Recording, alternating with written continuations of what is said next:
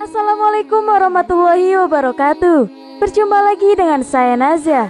Kali ini saya akan membawakan sebuah kisah yang berjudul Kisah Malam Pertama Putri Rasulullah. Semoga kita selalu di dalam lindungannya.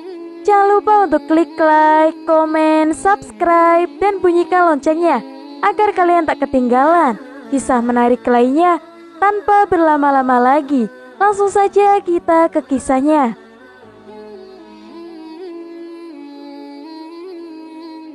Abu al-As berbicara kepadaku, dan ia pun membenarkanku. Ia berjanji kepadaku, dan ia menempatinya untukku. Muhammad Rasulullah Abu al-As bin al-Rabi adalah seorang dari suku al-Absyami yang bervariasi ke suku Quraisy. Dia adalah seorang pemuda yang bagus posturnya dan membuat iri banyak orang yang melihatnya.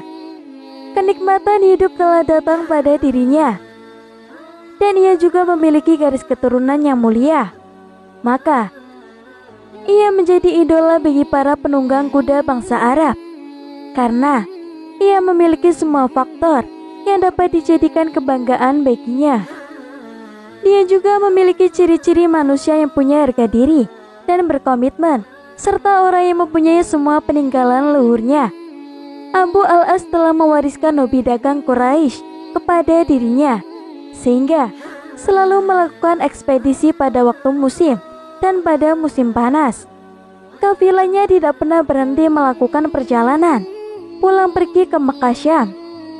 Kafilah yang ia miliki terdiri dari 100 unta dan 200 orang. Banyak manusia yang menyerahkan harta mereka untuk ia berdagangkan bersama dengan harta yang ia miliki. Mereka begitu percaya kepadanya karena mereka sudah mengetahui kecerdasan, kejujuran, dan sifat amanahnya. Bibinya yang bernama Khadijah binti Khuwailid, yaitu istri Nabi Muhammad bin Abdullah, menjadikan ia seperti anak sendiri. Khadijah menempatkan Abu al-As di hati dan rumahnya sebuah tempat yang terhormat, yang dipenuhi dengan rasa cinta dan rasa penerimaan. Kecintaan Muhammad bin Abdullah pun kepada Abu al-As tidak kalah dari kecintaan Khadijah kepadanya. Waktu pun berjalan, tahun demi tahun, menghampiri rumah keluarga Muhammad bin Abdullah. Anak putri tertua beliau yang bernama Zainab sudah beranjak remaja yang sudah mekar, bak sekuntum bunga yang harum semerbak. Maka, banyak sekali para putra pembesar Mekah yang hendak meminangnya. Bagaimana tidak, padahal Zainab adalah salah seorang putri Quraisy yang berasal dari garis keturunan terpandang. Orang tuanya adalah manusia terhormat, dan ia adalah gadis yang paling cerdas dan paling berakhlak di sana. Akan tetapi, bagaimana mereka dapat meminang Zainab?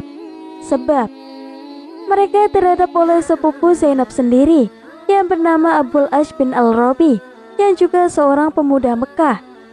Hanya beberapa tahun setelah Zainab binti Muhammad dinikahkan dengan Abul As, maka terbitlah cahaya ilahi yang begitu mulia yang berada di dataran Mekah. Dan Allah Subhanahu wa Ta'ala mengutus nabinya yang bernama Muhammad untuk membawa agama petunjuk dan membawa kebenaran. Allah Subhanahu wa Ta'ala juga memerintahkan beliau untuk memberikan peringatan kepada keluarganya yang terdekat. Maka mereka yang pertama kali beriman kepada beliau adalah istrinya Khadijah, para putrinya yang bernama Zainab, Ruqyah, Ummu Kulsum, dan Fatimah. Meskipun pada saat itu Fatimah masih berusia belia, akan tetapi membantu beliau Abul As enggan untuk meninggalkan agama leluhurnya dan menolak untuk masuk Islam, yang sebagaimana dilakukan oleh istrinya. Meskipun Abul As amat mencintai istrinya, memberikan seluruh hatinya untuk Zainab, begitu bertentangan antara Rasulullah SAW dan Quraisy semakin sengit. Maka sebagian mereka ada yang berkata, "Payah kalian akan dapat membuat karena kalian pernah menikahkan putra kalian dengan salah satu putrinya. Kalau kalian kembalikan putri tersebut kepadanya, pasti ia akan kerepotan mengurusi mereka. Maka Quraisy yang lain menjawab, "Alangkah bagusnya pendapatmu." Lalu mereka mendatangi Abu Ash dan berkata kepadanya, "Ceraikan istrimu, wahai Abu Ash, dan pulangkan ia ke rumah orang tuanya. Kami akan menikahkanmu dengan wanita mana saja yang paling cantik dari suku Quraisy." Kemudian Abu Ash menjawab, "Demi Allah, aku tidak akan menceraikan istriku. Aku tidak mau menikahi semua wanita kecuali dia." Adapun kedua putri Rasulullah SAW yang lain, yang bernama Ruqyah dan Ummu Kulsum, mereka berdua telah diceraikan dan dikembalikan ke rumah orang tuanya. Maka senanglah hati Rasulullah SAW dengan kembalinya kedua putri tadi ke pangkuannya.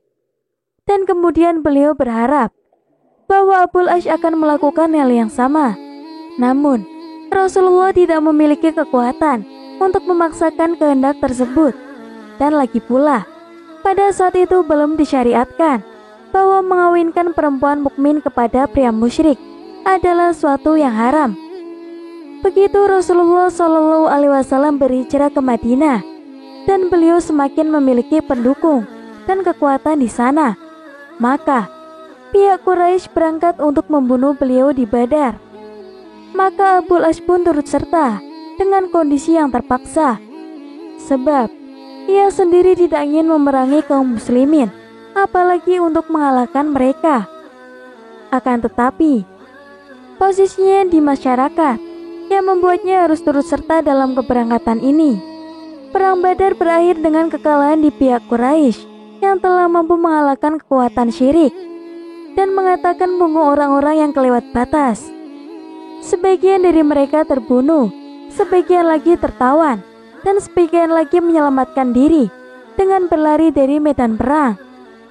Dan termasuk orang-orang yang menjadi tawanan adalah Abu Ash, suami Zainab binti Muhammad SAW.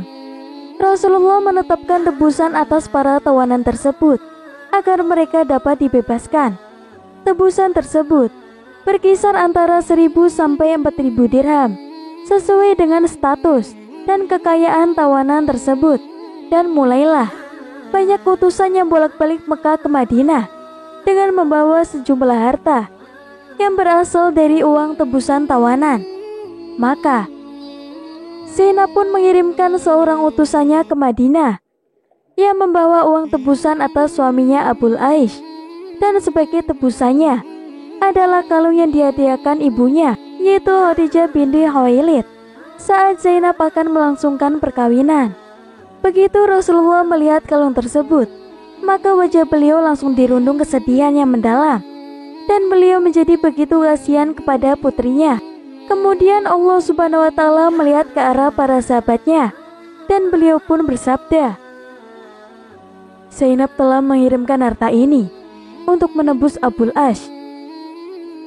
Jika kalian berkenan untuk membebaskan tawanan ini baginya dan mengembalikan hartanya, maka lakukanlah." Maka para sahabat menjawab, "Baik, kami akan melakukannya agar hatimu senang ya Rasulullah." Namun Nabi SAW mensyaratkan kepada Abu Ash sebelum beliau melepaskannya agar Abu Ash mau mengirimkannya putrinya Zainab tanpa tunda-tunda. Begitu Abu Ash tiba di Mekah, ia langsung segera menepati janjinya. Ia langsung memerintahkan istrinya untuk bersiap-siap pergi, dan ia memberitahu Zainab bahwa utusan ayahnya menunggu Zainab tidak jauh dari Mekah. Abu Ash juga menyiapkan bekal dan kendaraan buat Zainab, dan ia mengutus saudaranya yang bernama Amr bin Al-Rabi untuk mendampingi Zainab dan menyerahkannya secara langsung kepada para utusan tadi. Amr bin Rabi sudah menyandangkan busur panahnya, dan ia pun tidak lupa untuk membawa sekantung penuh panah. Ia menempatkan Zainab dalam hautaj. Amr berangkat bersama Zainab dari Mekah dengan terang-terangan di siang hari dan disaksikan oleh para penduduk Quraisy. Maka para penduduk Quraisy pun menjadi berang melihatnya. Mereka pun segera menyusul keduanya, sehingga tidak terlalu jauh lagi mereka telah membuat Zainab menjadi takut dan cemas. Di saat itu Amr mulai menyiapkan busur panahnya dan menghamburkan anak panahnya di hadapannya. Kemudian ia pun berkata, "Demi Allah, tidak ada orang yang bisa mendekatinya, kecuali akan terkena sebuah anak panah ini di lehernya." Amr adalah seorang pemanah yang jarang meleset. Lalu, Abu Sufyan bin Harits pun menghampiri Amr. Abu Sufyan pun juga menyusul para penduduk Quraisy ini. Kemudian ia pun berkata kepadanya, "Wahai keponakanku, tolong turunkan anak panahmu, sehingga kami dapat berbicara kepadamu." Maka Amr pun menurunkan anak panahnya. Kemudian Abu Sufyan berkata lagi, "Langkah yang kau tempuh adalah keliru. Engkau telah membawa Zainab pergi secara terang-terangan dan diketahui oleh banyak orang. Dan mata kami menyaksikannya, bangsa Arab semuanya telah mengetahui tentang kekalahan kami di Badar. Dan apa yang telah kami terima dari ulah ayahnya yang bernama Muhammad, jika engkau membawa putrinya secara terang-terangan seperti yang kau lakukan, maka mereka kabilah yang ada akan menduduki kita sebagai kabilah yang pengecut, dan mereka akan menyebut kami sebagai orang yang kalah dan sebagai pecundang. Bawalah kembali ia pulang. Biarkan ia menetap di rumah suaminya, sehingga bila orang-orang sudah mengatakan bahwa kami sudah pulih, maka bawalah ia pergi dengan secara sembunyi-sembunyi dan antarkanlah dia ke ayahnya, dan kami tidak merasa perlu untuk menahannya." Maka Amr menerima usulan tersebut dan ia mengembalikan Zainab ke Mekah. Setelah beberapa hari, ia mengajak Zainab berangkat pada suatu malam, dan ia menyerahkan Zainab kepada utusan ayahnya secara langsung, sebagaimana yang telah dipesankan oleh saudaranya. Abul As masih tinggal di Mekah setelah berpisah sekian lama dari istrinya, hingga beberapa saat sebelum terjadinya Fatu Makkah. Ia pergi ke Syam dalam sebuah ekspedisi perdagangannya. Begitu ia pulang menuju ke Mekah, dan saat itu ia membawa rombongannya yang mencapai 100 unta dan para pembantunya yang hampir berjumlah 170 orang. Mereka terhadap oleh sebuah pasukan Rasulullah yang berada di dekat Madinah. Maka pasukan tadi mengambil barang-barang dagangan dan menawan para pembantunya. Akan tetapi, Abul As berhasil melarikan diri dan ia tidak ditangkap. Begitu malam sudah semakin gelap, dan Abul As pun berlindung dengan kegelapan malam. Kemudian ia memasuki Madinah dengan secara sembunyi-sembunyi dan penuh dengan rasa takut. Ia terus berjalan hingga menemui Zainab. Kemudian ia meminta perlindungan kepada Zainab, dan Zainab pun melindunginya. Begitu Rasulullah hendak keluar rumah untuk melakukan sholat fajar dan berdiri tegak di dalam mihrabnya.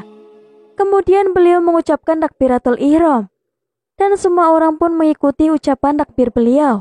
Maka berteriaklah Zainab dari saf perempuan sambil berkata, "Wahai manusia, saya adalah Zainab binti Muhammad. Aku telah memberi perlindungan kepada Abul As. Maka kalian harus memberikan perlindungan juga baginya." Begitu Rasulullah selesai melakukan sholat, kemudian beliau menoleh ke arah manusia yang ada di belakangnya. Beliau pun bertanya, "Apakah kalian mendengar apa yang telah aku dengarkan?" Mereka pun menjawab, "Iya, kami mendengarnya ya Rasul." Beliau lalu bersabda, "Demi jiwaku yang berada dalam kekuasaannya, aku tidak tahu hal tersebut, sehingga aku mendengarkan seperti apa yang telah kalian dengar. Dan ia telah memberikan perlindungan kepada orang-orang selain muslim." Kemudian beliau kembali ke rumah dan berkata kepada putrinya, "Berikanlah tempat terhormat kepada Abul As, dan ketahuilah bahwa kamu tidak halal lagi bagi dirinya." Kemudian Rasulullah SAW memanggil para pasukan yang telah mengambil barang-barang dan menawan para pembantu Abul Ash. Rasulullah bersabda kepada mereka, "Orang ini adalah anggota keluarga kami. Sebagaimana kalian telah ketahui, kalian telah mengambil hartanya. Jika kalian berbaik hati dan mengembalikan harta yang ia miliki, maka itulah cara yang kami suka. Jika kalian menolak, maka harta tersebut adalah fai yang telah diberikan Allah kepada kalian. Kalian berhak atas harta tersebut." Mereka pun menjawab, "Kami akan mengembalikan harta tersebut kepadanya, ya Rasulullah." Begitu Abul Ash mengambil kembali hartanya, para pasukan tadi berkata kepadanya, "Ya Abu As, engkau memiliki kedudukan yang mulia dalam suku Quraisy. Engkau adalah sepupu Rasulullah, sekaligus menantunya. Apakah engkau tidak mau masuk ke dalam Islam? Kami akan memberikan semua harta ini kepadamu, sehingga engkau akan merasa nikmat, seperti engkau telah memilikinya saat di Mekah. Dan engkau dapat tinggal bersama kami di Madinah." Kemudian Abul Ash pun menjawab, "Alangkah buruknya ajakan kalian agar aku memulai agamaku yang baru dengan sebuah pengkhianatan." Kemudian berangkatlah Abul Ash bersama hartanya ke Mekah. Sesampainya di sana, ia membagikan hasil keuntungan kepada setiap orang yang ikut serta dalam permodalan. Lalu ia pun berkata, "Wahai bangsa Quraisy, apakah masih ada orang yang belum mengambil hartanya dariku?" Mereka pun menjawab, "Tidak. Semoga Allah membalas kebaikanmu kepada kami. Kami mengenalmu sebagai orang yang menepati janji dan pemurah." Lalu Abul Ash pun berkata, "Karena aku sudah memenuhi hak kalian, maka aku bersaksi bahwa tiada Tuhan selain Allah dan Muhammad adalah Rasulullah. Demi Allah, tak ada yang menghalangiku untuk masuk Islam saat bersama Muhammad di Madinah, kecuali karena aku khawatir bahwa aku akan memakan semua harta kalian. Begitu Allah sudah mengembalikan harta tersebut, dan aku pun sudah terbebas dari harta tersebut, maka aku akan masuk Islam." Kemudian ia pun berangkat, sehingga ia menemui Rasulullah SAW, dan Rasul pun menyambutnya dengan sangat hangat. Rasul juga mengembalikan istrinya kepadanya. Rasulullah pun bersabda tentang dirinya, "Dia telah berbicara denganku." Lalu ia pun mulai mempercayaiku. Ia telah berjanji kepadaku, dan kini ia telah menepatinya untukku. Cukup sekian kisah yang dapat saya sampaikan. Semoga bermanfaat dan memberi pelajaran bagi kita semua. Akhir kata, wassalamualaikum warahmatullahi wabarakatuh.